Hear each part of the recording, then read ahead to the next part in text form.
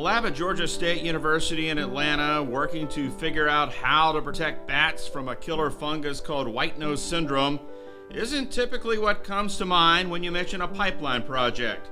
But for some species of bats, this pipeline for Williams' Dalton Expansion Project may be the bat's lifeline, thanks to an innovative program that Williams is supporting in conjunction with the Dalton Expansion Project.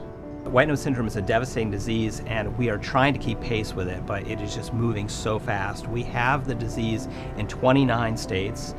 We have the fungus identified in an additional 3 states and 5 Canadian provinces. So this is an impact that's occurring across North America and is decimating regional populations of small bat species. Although habitat is very important for all wildlife, in this case with population declines of bats, it's almost exclusively due to disease. And so in order to have the greatest conservation impact, you need to target the cause of those population declines. And that's where Williams has been so pivotal in providing the support that we need to implement these treatments in an experimental setting so that we can try and develop these technologies so that they can be applied on a broader area to have the type of conservation impact that we hope to see on a regional and geographical scale.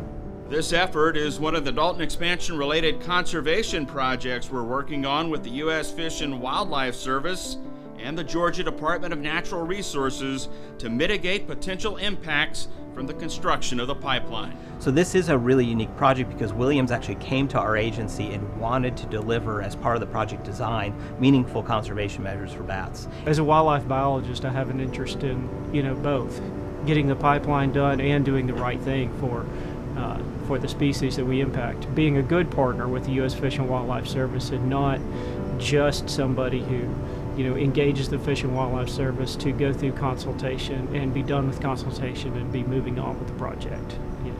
Ideally, we find ways to work together and do something, come up with something that's mutually beneficial. Our ability to move forward and actually apply what we've developed in the lab into the field to have meaningful results on bat conservation would not be possible without the contributions of Williams in this case.